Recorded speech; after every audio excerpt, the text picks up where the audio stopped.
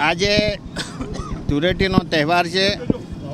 ગુજરાતની અને હિન્દુસ્તાનની પ્રજા એ ઉત્સવપ્રિય જનતા છે. ભારતીય જનતા પાર્ટી જ્યારે ધર્મ અને ઉત્સવોના નામે તાયફાઓ કરે છે અને કરોડો રૂપિયાના ખર્ચ કરે છે, ત્યારે આજે અમે પાટણ બગવાડા ખાતે તમામ સમાજના તમામ ધર્મના લોકો અને અમારા કાર્યકરો સાથે ડીજેના તાલે ધૂળેટીનો ઉત્સવ મનાવ્યો છે. બધાએ ગરબા ગાયા છે, બધાએ ડાન્સ કર્યો છે.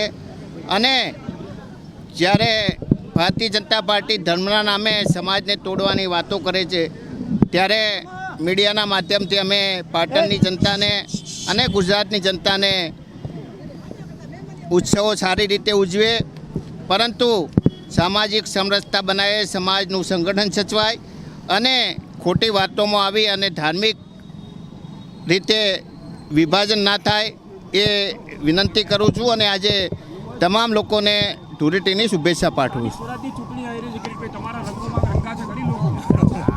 ચોક્કસ જે રીતે ભારતીય જનતા પાર્ટીના શાસનમાં છેલ્લા 30 વર્ષથી વેપારીઓ પરેશાન છે, ખેડૂતો પરેશાન છે, વિદ્યાર્થીઓ બેરોજગારો પરેશાન છે, આઉટસોર્સિંગ અને કરાર આધારિત કર્મચારીઓ જે રીતે આજે હોળી કે ધૂળેટી મનાવી શકતા નથી, પરંતુ ચોક્કસ સ્થાનિક સ્વરાજની ચૂંટણીમાં કોંગ્રેસ સાથે લોકો રહેશે અને પાટણની અંદર જિલ્લા પંચાયત અને તાલુકા પંચાયત અને નગરપાલિકામાં કોંગ્રેસની બહુમતી બનશે અને ફરીથી અમે આવા જ ઉત્સવ ઉજવીશું.